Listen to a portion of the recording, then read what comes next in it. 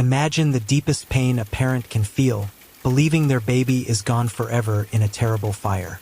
6 years later, you see that same child alive at a family party. How would you react? This is the unbelievable true story of Delimar, a mystery that baffled many, and a mother's never-ending hope. Welcome to Purple Phantom Shorts, your cozy corner for relaxing true crime and unsolved mysteries. Tonight, we're diving into a heartwarming yet chilling tale that proves sometimes the truth is stranger than fiction. Before we get into it, if you love a good mystery, make sure to hit that like button and subscribe so you don't miss out on our next adventure. Let's begin. Purple Phantom Shorts. Our story begins back in 1997, on a quiet December afternoon in Philadelphia. A happy new mom named Loose Quas was cuddling her tiny baby girl, just 10 days old, named Delimar. Family had stopped by to say hello to the new arrival. After everyone left, Loose was super tired and decided to take a little nap herself. But just as she closed her eyes, she heard a loud thud from upstairs. Loose jumped up and rushed to see what happened. As she looked down the hall, thick black smoke was pouring out of Delimar's nursery. Firefighters arrived quickly and pulled Loose out of the burning house. A few minutes later, the fire was out, but the news they shared was heartbreaking. They told Loose that her precious baby had died in the fire. Imagine the sadness, believing your little one was gone forever. Fast forward 6 years, to January 24th, 2004. Loose was at a big family party, just trying to enjoy herself. As she looked around, something caught her eye. There was a little girl playing, and this girl had the most unique dimples.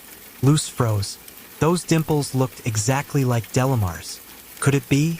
Her heart pounded. Turns out, the fire was no accident, and Delimar wasn't gone. Someone had broken into the apartment, started the fire on purpose, and taken the baby before anyone knew what was happening. And who was this sneaky person? It was Loose's own family member, her husband's cousin Carolyn Correa. Before the fire, Carolyn had even told everyone she was pregnant, even though she wasn't. This was her twisted plan, a fake story to explain why she would suddenly have a new baby. She planned to pretend Delimar was her own. Back at the party, Loose knew she couldn't just shout, "That's my daughter!" No one would believe her. So she came up with a clever plan. She walked over to the little girl and very gently said, "Hey sweetie, I think you have some gum in your hair." As she pretended to pull out gum, she carefully plucked a few strands of the girl's hair and hid them in a napkin. 3 days later, Loose bravely took that napkin with the hair to a local lawmaker. She told him her incredible story and asked if they could do a DNA test. She desperately hoped it would prove this girl was her daughter.